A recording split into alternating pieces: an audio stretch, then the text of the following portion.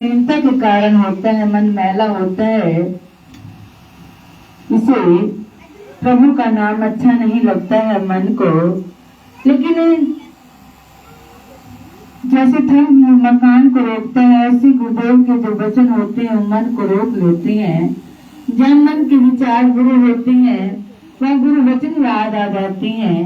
जो जीव साधु संगत में जाता है उनके पास गुरु वचन होते हैं। कहते हैं दीपक सतगुरु के वचन लेकर चले जो हाथ, जगत अंधेरी कोठरी कबू न भटके पाथ। कहते जिनके पास वचन होते हैं, जो जीव साधु संगत में जाता है उसे भय होता है गुरु वचनों का।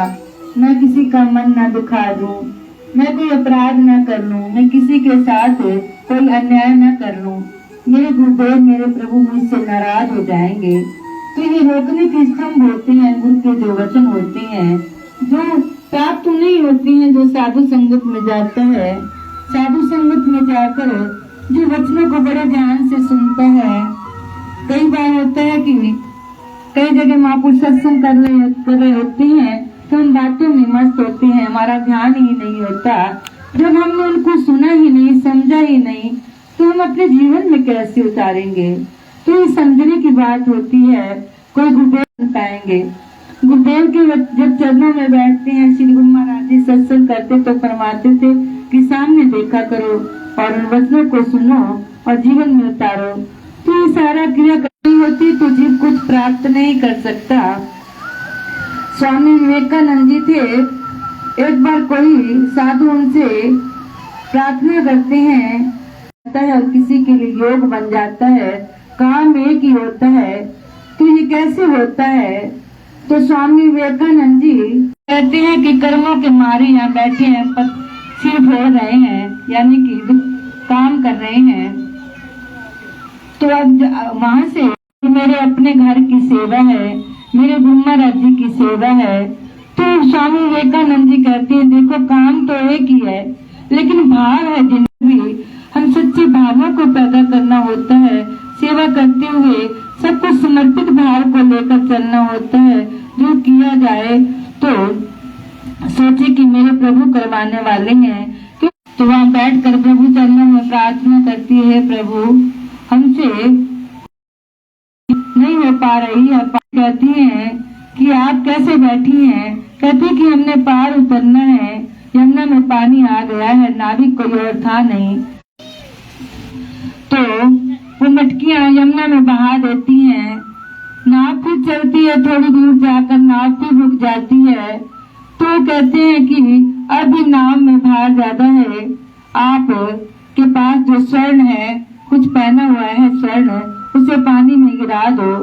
तो बड़ी परेशान हो जाती है, बड़ा मोह होता है औरतों को, अपने आभूषणों से बड़ा मोह होता है। कहते हैं अब कैसे किया जाए, लेकिन पार उतरना था, कुछ तो छुपा लेती हैं और कुछ पानी में डाल देती हैं। थोड़ी दूर जाते हैं तो फिर वो कहते हैं कि अभी इसमें भार ज्यादा है, आपके पास कुछ स्वर्ण छुपा कर आपने रखा है, उसे भी यमुना में डालो। तो बेचारी वो भी यमुना में डाल देती हैं, क्योंकि पार उतरना है और कोई रास्ता भी नहीं है। थोड़ी दूर नाव चलती है तो फिर वो कहते हैं कि अभी भी इसमें भार ज्यादा है। कहते हैं अब क्या करें, अब तो हमारे पास कुछ भी नहीं है, अब जो आप हम इसको यमुना में डाले, अब तो हमारा अपना आप ही है। तो वो कहते हैं कि अब ऐसे करो, श्री कृष्ण जी का ध्यान करो और प्रार्थना करो, हे प्रभु हम दीनहीन हैं, हमारी कोई समर्था नहीं है, आप ही हमें इससे, आप तो संसार सागर से पार उतारने वाले हैं, आप दया करो अब और हमें इस यमुना से पार उतार दो। जब वो आंख मूंद लेती हैं और प्रभु चरणों में प्रार्थना करती हैं तो क्या देखती हैं कि वो यमुना के किनारे लग जाती है उनकी नाव और सामने उन्हें भगवान के दर्शन होते हैं। तो कहती हैं कि प्रभु आप यहाँ कैसे। तो कहते हैं कि मैं ही आपको लेने के लिए गया था, क्योंकि जीव के पास जब अपना कुछ होता है तब तक वो संसार सागर से पार नहीं उतर पाता है। जब सर्वस्व को प्रभु चरणों में अर्पित कर देता है तो संसार सागर से पार उतर जाता है। आपने अपने आप को समर्पित कर दिया प्रभु चरणों में, जो आपके पास था आपने अर्पण कर दिया, तो आप इस यमुना से पार उतर गए। तो ऐसे संसार में जो जीवात्माएं आती हैं प्रभु की भक्ति करने के लिए आती हैं, और कोई उद्देश्य नहीं होता है संसार में आने का, और इस भक्ति के कारण आती हैं, संसार माया में फंस जाती हैं। तो महापुरुष आते हैं जीव को संसार सागर से पार उतारने के लिए, उसे बोध कराती हैं। तो ये सारे संयोग बनते हैं, जैसे सत्संग का आयोजन होता है और शुभ कर्म किए जाते हैं, दान पुण्य किया जाता है। तो ये सारे कर्म होती हैं जीव को मोक्ष देने के लिए होती हैं। तो महापुरुष आकर हमें बताते हैं, क्योंकि जगत अंधेरा रूप होता है, माया में जीव भ्रमित हो जाते हैं कि हमारा मार्ग क्या है। माया को सर्वोपरि मानने लग जाते हैं, सब कुछ माया में वो सुखों की खोज करते हैं। लेकिन सच्चे सुख तो प्रभु नाम में है, प्रभु सिमरण में है। जो प्रभु का सिमरण करते हैं सच्चा धन है। संसार में रहते हुए जीव ने कार्य तो करने होते हैं, लेकिन साथ साथ अपने परमात्मा का ध्यान करना होता है। साधु संगत का सच्चा लाभ यही है कि जीव आए साधु संगत में और अपने लक्ष्य को समझे। हर वक्त कोई जीव ये नहीं होता कि हम बैठकर सिमरन तो करना होता है, नियम बनाना होता है, लेकिन अपने ध्यान को जोड़ना होता है। एक दुकानदार जो होता है वो दुकान पर कार्य करता हुआ भी प्रभु का सिमरन कर सकता है, और हम अपने घर में भोजन बनाते हुए प्रभु का सिमरन कर सकते हैं, सोते वक्त भी प्रभु का ध्यान कर सकते हैं, चलते फिरते भी प्रभु का ध्यान कर सकते हैं। तो अपने मन की तार को जोड़ना होता है प्रभु के साथ। तो ये सारे संयोग होते हैं। हम सब श्री गुरु महाराज जी के चरणों में आए, उनकी पावन दर्शन दीदार किए, श्री गुरु महाराज जी के अमृत वचनों को श्रवण किया। सौभाग्य होता है, समय निकाला, सभी ने गुरुदेव के चरणों में आए। तो सारे संयोग बन जाते हैं। कोई आयोजन करवाता है सत्संग का, तो कितनी ही जीवों का कल्याण हो जाता है। हम आ जाते हैं प्रभु के गीतों को गाने के लिए, क्योंकि सच्चा सुख प्राप्त होता है जब हम श्री गुरु महाराज जी के चरणों में आते हैं। प्रभु सुख रूप है और शीतलता की भंडार है।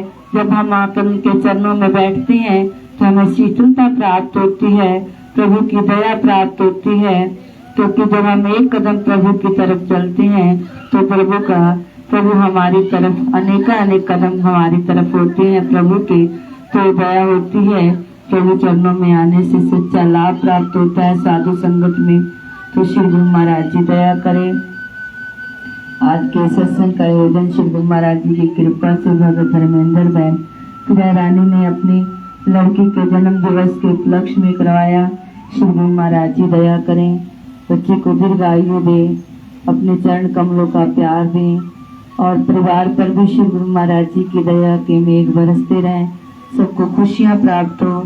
सारी संगत तो श्री गुरु महाराज जी के चरणों में आई है, सब पर श्री गुरु महाराज जी की दया बरसे, सबके हृदय में गुरु महाराज जी का प्यार हो, भक्ति हो। हम सब धर्म के मार्ग पर चलें, सत्य के मार्ग पर चलें, क्योंकि धर्म सुख रूप है, सत्य सुख रूप है। अधर्म का जो मार्ग होता है दुख रूप होता है। जीव चलते हैं और संसार में अपने कर्मों को बना लेते हैं। साधु संगत में आने से सच्चा लाभ होता है।